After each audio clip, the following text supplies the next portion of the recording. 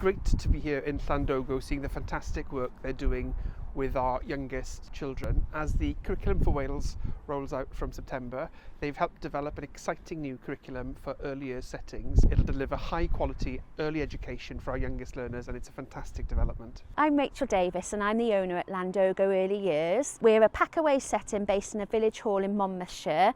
We deliver education to 2 to 4 year olds before they leave us to go on to school. I was asked to be on the workshop developing team for the new non-maintained curriculum for Wales. I've been involved in deciding what should go in, discussing how practitioners can use that, making sure the child's at the centre of the new curriculum. Is going to bring our vision at Llandogo into realisation. It's going to allow practitioners time to spend interacting with children, observing their play and getting to know the individual children to make sure we provide the best educational experiences for them at their time in our setting.